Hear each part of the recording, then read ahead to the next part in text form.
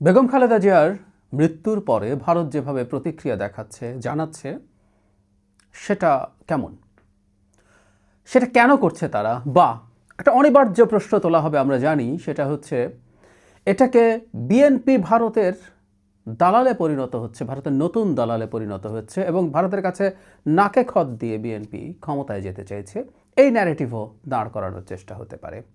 খানিকটা শুরু হয়ে গেছে বলা যায়। আসলে আমরা একটু দেখি ঘটনাটাকে আমরা কীভাবে দেখব, কীভাবে দেখা উচিত। দু তিনটা ঘটনা ঘটেছে। বেগম খালেদা জিয়া মারা যাওয়ার সাথে সাথে নরেন্দ্র মোদী তার এক্স অ্যাকাউন্টে স্ট্যাটাস দিয়েছেন।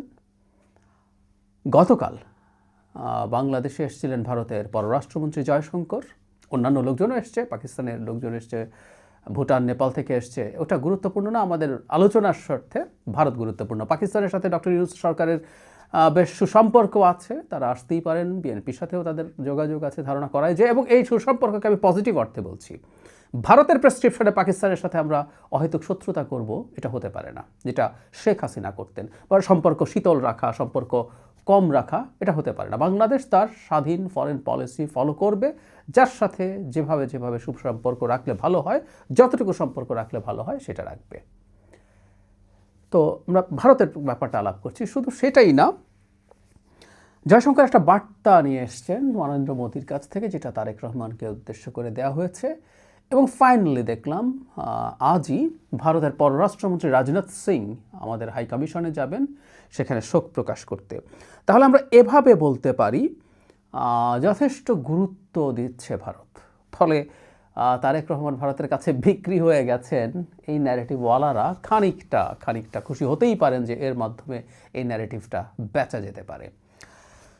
3 দিন আগে নরেন্দ্র মোদী যে স্ট্যাটাসটা দিয়েছেন, তাৎক্ষণিকভাবে সেখানে, এগুলোকে পড়ে রাখা ভালো, খালেদা জিয়ার পরিবার ও বাংলাদেশের মানুষের প্রতি আমাদের গভীর সমবেদনা। এই মর্মান্তিক ক্ষতি সহ্য করার শক্তি যেন সর্বশক্তিমান তার পরিবারকে দেন।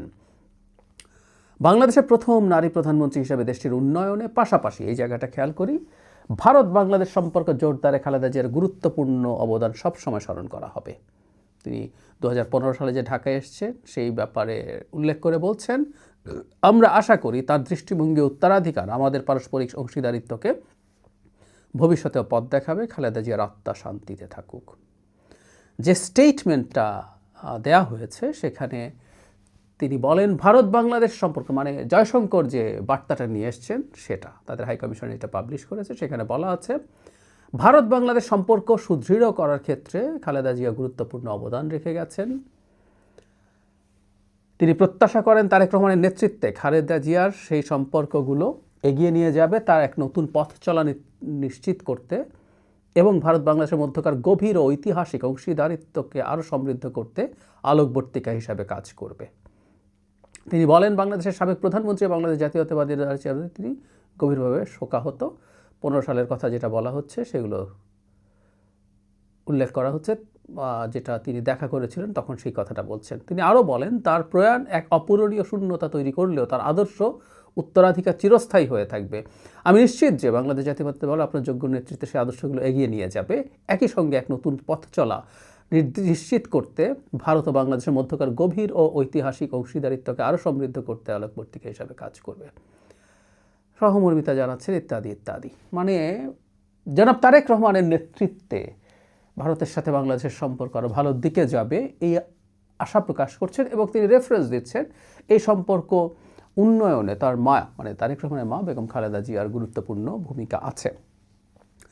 এখন ভারতের এই বক্তব্যগুলো থেকে কেউ ইন্টারপ্রিট করার চেষ্টা করতে পারে যে ভারত তো আমাদের শত্রু রাষ্ট্র, আমরা ভারতের 7 সিস্টার্স বিচ্ছিন্ন করে দিতে চাই, আমরা ভারতকে ভেঙে দিতে চাই, ভারতের মধ্যে মারাত্মক কেওস লাগিয়ে দিতে চাই, পারলে খানিকটা যুদ্ধও করতে চাই। তাহলে ভারতের প্রধানমন্ত্রী কেন নিজের এক্স অ্যাকাউন্টে এই ধরনের কথা বলছেন আর এই বার্তায় আরও বিস্তারিতভাবে বলছেন? এই প্রশ্ন কেউ না কেউ করতে চাইতে পারেন এবং এটার মাধ্যমে এই ন্যারেটিভটা কিন্তু হবে সামনে, মানে বাংলাদেশের সামনের নির্বাচনে কি ফ্রেম করা হবে সেটা একটু আমরা বলেই ফেলতে পারি। সেটা হচ্ছে বিএনপি ভারতের সাথে সংযুক্ত হয়ে, মানে তারা কতগুলো শক্তি এবং দেশকে, ভারত, আওয়ামী লীগ, বিএনপি, সেনাবাহিনীদেরকে একত্র করে বলবে তারা মূলত একই এজেন্ডায় এবার নতুন আওয়ামী লীগ, বিএনপিকে নতুন আওয়ামী লীগ হিসাবে প্রেজেন্ট করার চেষ্টা হবে।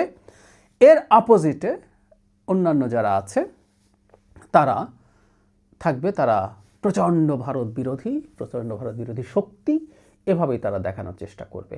এবং এখন এটাকেও একই রকমভাবে বলতেই পারেন যে আমাদের দেশের একজন গুরুত্বপূর্ণ রাজনৈতিক নেতৃত্ব প্রধান মারা গেছেন, সেখানে কেন মোদি শোক বার্তা দেবে, কেন তাদের পররাষ্ট্রমন্ত্রী বাংলাদেশে আসবে, কেন আবার তিনি আরেকটা বার্তা নিয়ে আসবেন, কেন রাজনাথ সিং বাংলাদেশের হাই কমিশনে যাবে, ইত্যাদি ইত্যাদি।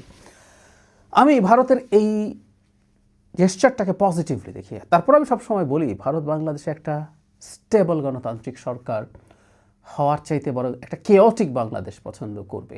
ভারতের বিশেষজ্ঞরা, সোকল বিশেষজ্ঞরা এটা বলেন না, কিন্তু আমি মনে করি। যাই হোক, সে অন্য আলোচনা। কিন্তু একটা স্টেবল বাংলাদেশ হওয়ার যেহেতু সমূহ সম্ভাবনা আছে, তারা তাদের ভবিষ্যৎ দেখে চেষ্টা করছেন বিএনপির সাথে একটা র্যাপো তৈরি করার জন্য। বিএনপি ক্ষমতায় আসবে মোটামুটি সুষ্ঠু নির্বাচন হলেই। জামায়াতে ইসলামীর আদৌ কিছু হবে বলে আমি মনে করি না। অনেক কিছু মনে করেন, জামাত নিজেও হয়তো মনে করেন। তো তাহলে যে কথাটা বলছিলাম, যে দলটা ক্ষমতায় আসতে যাচ্ছে তার সাথে এনগেজ করার একটা চেষ্টা ভারতের দিক থেকে দেখছে, এবং এটা একটা পজিটিভ সাইন। আমি প্রায় একটা কথা বলি, ভারতের সাথে আমাদের, ভারতের উপরে ক্ষুব্ধ হওয়ার, রেগে যাওয়ার, ভারতের প্রতি আমাদের তীব্র কারো কারো ক্ষেত্রে ঘৃণাও যখন হয়, সেটাও খুব অযৌক্তিকটাও। তারা যা যা করেছে, বাংলাদেশকে যেভাবে দেখতে চায়।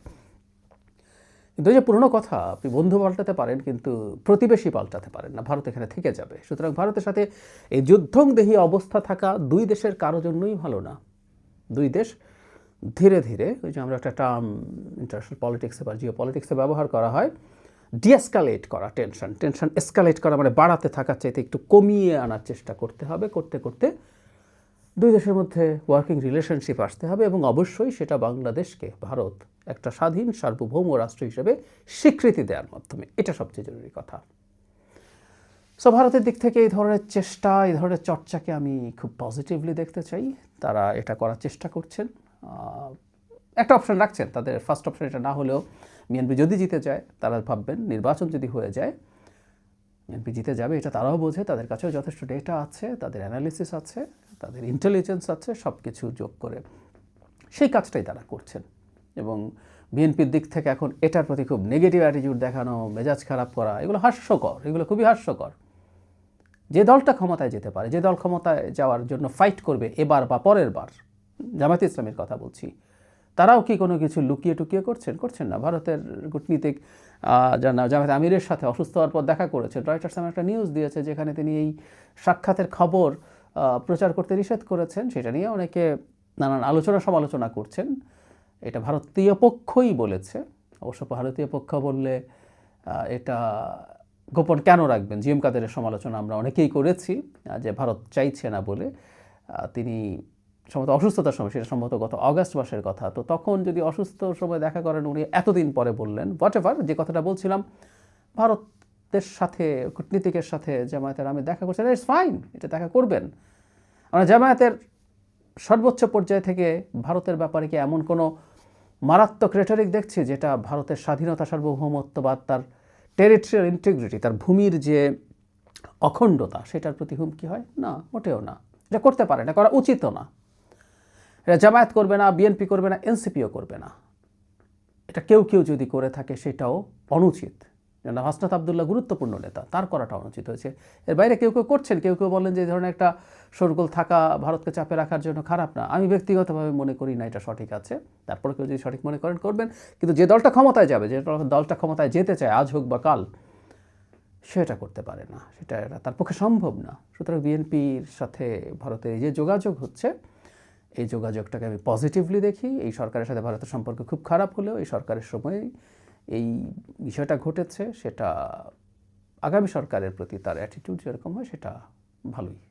আমরা আশা করি আমরা এই গূঢ় ব্যাপার না, এটা খুবই হালকা ব্যাপার, খুবই সহজ ব্যাপার, হালকা না সহজ ব্যাপার, এটা আমরা বুঝবো। এবং সেই চেষ্টা, সেই প্রবণতা যেটার মাধ্যমে বিএনপিকে ভারতের কবজায় চলে গেছে, ভারতের সাথে ডিল করে বিএনপি ক্ষমতায় আসছে, ভারতের সাথে ডিল করে তারেক জিয়া বাংলাদেশে আসতে পেরেছেন, এই আলাপগুলো ছড়িয়ে দিতে চাই। তাদের এই ন্যারেটিভকে আমরা শিওরলি যৌক্তিকভাবেই প্রত্যাখ্যান করতে পারবো।